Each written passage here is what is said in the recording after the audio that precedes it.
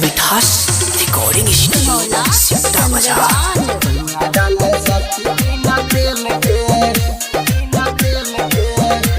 हाँ पहिले तो रतिया कैला सदूर गतिया सखी रे धड़कता धक धक छतिया सखी रे धड़कता धक धक छतिया। हाँ पहिले तो रतिया कैला सदूर गतिया सखी रे धड़कता धक धक छतिया। खेले खेला सब डाले बिना तेल के डाले बिना तेल के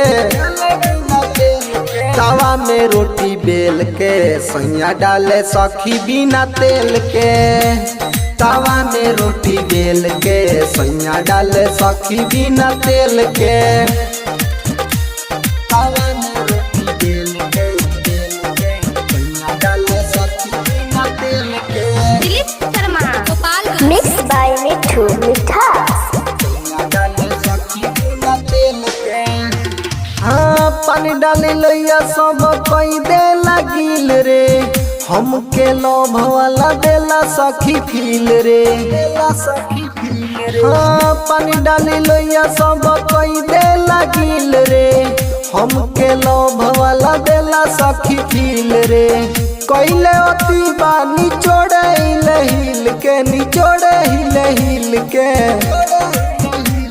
तवा में रोटी बेल के सैया डाले सखी बिना तेल के तवा में रोटी बेल के सैया डाले सखी बिना तेल के तवा में रोटी बेल के सैया डाले सखी बिना तेल के। 810128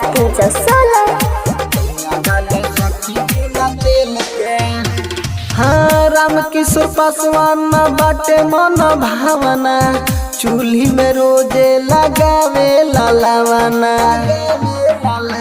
हाँ राम किशोर पासवान बाटे मन भावना चूल्ही में रोजे लगावे लालावाना। बुझे सब दर्द तो बुझेला फील के